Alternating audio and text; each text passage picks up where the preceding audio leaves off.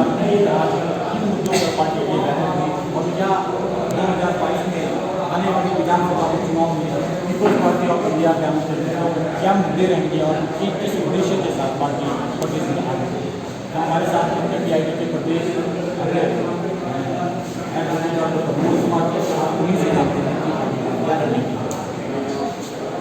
हाँ, देखिए, जैसा कि आप लोगों को मालूम ही है कि people's party of India democratic इस देश की एकमात्र संस्थागत लोकतांत्रिक पार्टी है जो कि भारतीय संविधान को पूरी तरीके से लागू करने के लिए जिसका जन्म हुआ है।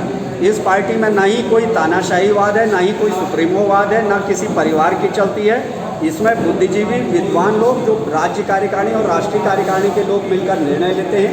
अभी हमारा 24 और 25 को राष्ट्रीय कार्यकारिणी की जो नागपुर में बैठक संपन्न हुई थी उसमें कई महत्वपूर्ण निर्णय लिए गए हैं। उन्हीं निर्णयों को यहाँ राज्य तक पहुँचाने के लिए और जो 2022 में हम लोगों की उत्तराखंड की विधानसभा चुनाव में हम लोग कैसे क्या प्लानिंग करेंगे, इसके लिए आज हम लोगों ने देहरादून में बैठक रखी थी, जिसमें हम लोगों का सबसे बड़ा एक कार्यक्रम जो तैयार हुआ है कि संसद आपके गांव, संसद आपके गांव कार्यक्रम के तहत हम लोग एक अभियान चला रहे हैं कि जिसमें हम गांव-गांव जाकर, बस्ती बस्ती जाकर लोगों को PPID के कार्यकर्ता ये समझाएंगे कि कैसे विधानसभा चलती है या कैसे संसद चलती है और उसमें कैसे आपकी समस्याओं को रखा जाता है। एक बहुत बड़ा व्यापक अभियान हमारा ये अब जन जन तक जाएगा।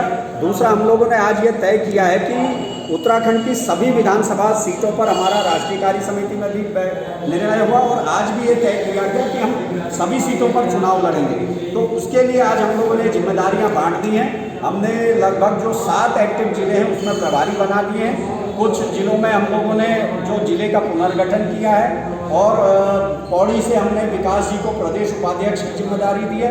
अन्य कई महत्वपूर्ण हम लोगों ने आज ये निर्णय लिए हैं और हमारा लीगल सेल जो उत्तराखंड की लीगल सेल गठित हुई है उसके हमारे पदाधिकारियों ने जिम्मेदारी संभाली है और जल्द ही PPID की लीगल सेल का पूरा स्टेट का एक सम्मेलन हल्द्वानी में होने जा रहा है। उसकी भी आज तैयारियों पे चर्चा हुई।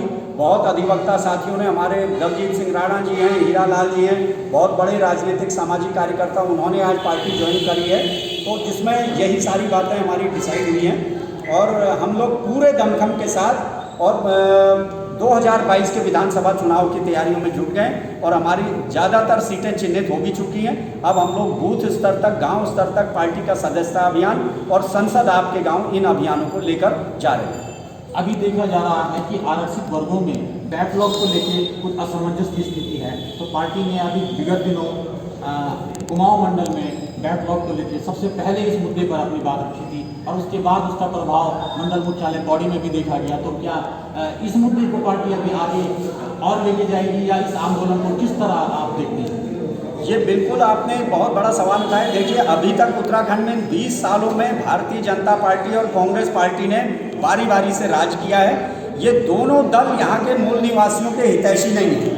यहाँ के मूल निवासियों के लोगों को इन्होंने केवल मूल निवासी समाज के लोगों को छला है, उनके वोटों का दोहन किया है। उन्हें केवल चुनाव के दिन शराब पिलाकर कुछ 200-400, 100-200 रुपया देकर ये उनका वोट हथिया लेते हैं और उसके बाद सत्ता में आने के बाद ये उनके हितों पर सबसे ज़्यादा कुठाराघात करते हैं। आप देख सकते हैं 20 सालों में बैकलॉग के यहाँ पर लगभग 30-35 हज़ार पद आज भी खाली पड़े हैं, उनको नहीं भरा गया।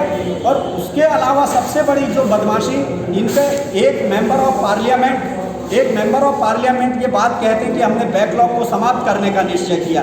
इससे बड़ा दुर्भाग्य क्या हो सकता है? इसलिए पार्टी ने अल्मोड़ा में इसको लेकर 10 दिनों तक धरना किया था, आंदोलन चलाया था। और दूसरा, हम लोग की एक बड़ी प्रमुख मांग है कि यहाँ का जो मूल निवासी कर्मचारी समाज है उसको पदोन्नति में जो हिस्सेदारी मिलती थी उसे खत्म कर दिया गया है और ये दोनों दलों ने मिलकर किया है। ये केवल इस समाज को निकलना पड़ेगा, ये केवल बेवकूफ़ बनाते हैं हम आपके हितैषी हैं। ये दोनों ही पार्टियां आपस में मिली जुली हैं।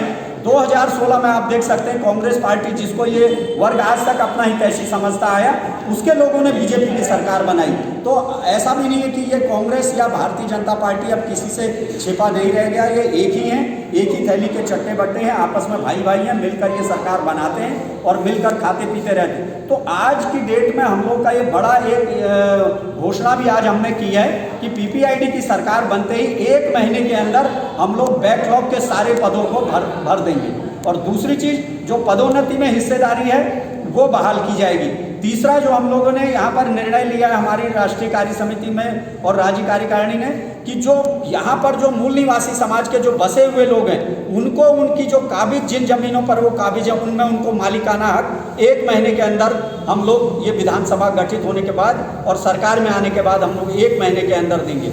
और जो एक बड़ी प्रमुख मांग हम यहाँ पर थी कि राज्य आंदोलन के दौरान जो मूल निवासी समाज के लोग जो वाद्य यंत्रों को अपने लेकर जिन्होंने यहाँ के आंदोलन का नेतृत्व किया था उनको आज तक राज्य आंदोलनकारी चिन्हित नहीं किया गया, उनको हम वो सारी सुविधाएं देने का काम करेंगे। और बहुत बड़ा एक मुद्दा जो यहाँ का स्वच्छक समाज है, जो सफाई कर्मचारी है, जो अपने जान जोखिम में डालकर बीमारियां मोल लेकर बाकियों को साफ रखता है, बीमारियों से मुक्त रखता है और उनकी जान बचाता है, वो समाज को इस उत्तराखंड में 5,000-7,000 रुपये में ठेकेदारी प्रथा पर काम करा के उनकी ज़िंदगी नरक बना दी गई है। हम लोग उनका नियमितीकरण करेंगे, उनको पूरा पक्का करने के बाद उनको जो सारी सुविधाएं होती हैं वो मिलेंगी और उनके ठेकेदारी प्रथा समाप्त की जाएगी। ये हम लोगों ने निर्णय लिया है और ये हम आपको करके दिखाएंगे। उत्तराखंड में युवाओं की स्थिति सबसे बड़ी दयनीय स्थिति में है, रोजगार यहाँ पे है नहीं, तो पीपल्स पार्टी ऑफ इंडिया का उत्तराखंड के नौजवानों के लिए क्या संदेश होगा कि 2022 में वो किस तरफ जाए? दोनों दलों ने आज तक युवाओं को केवल बेवकूफ़ बनाया है और वास्तव में क्या किया दोनों दलों ने, जो एक नियमित नियुक्तियां होती थी वो भी समाप्त करके पूरे उत्तराखंड में ठेकेदारी प्रथा स्टार्ट कर दी है। कंपनियों के सुपुर्द सारा का सारा कंपनियों के सुपुर्द इसको एक तरीके से राज्य के जो नौजवानों की जो अधिकार था, राज्य के नौजवानों का एक नौकरी का जो अधिकार था उसको भी सारा ठेकेदारी में दे दिया है, उसको भी बेचने का काम किया। ये दोनों दल युवाओं का कोई हित करने वाले नहीं है। युवाओं का अगर कोई हित करेगी तो वो पीपीआईडी में सुरक्षित है और हम लोग यहाँ पर सारी ठेकेदारी प्रथा खत्म करेंगे अगर पीपीआईडी की सरकार बनती है। सबसे पहले हम ये जो ठेके में आपने जो सारे संस्थानों को देना शुरू कर दिया, जो निजीकरण शुरू कर दिया, इस निजीकरण को समाप्त करके इनका राष्ट्रीयकरण करने का जो पीपीआईडी का जो संकल्प है वही हम काम करेंगे और युवाओं का भविष्य उत्तराखंड की परिस्थितियों के अनुसार यहाँ पर रोजगार के अवसर पैदा करके और जितना भी सरकारी सेक्टर को मजबूत करके उनके लिए रोजगार के अवसर पैदा किए जाएंगे।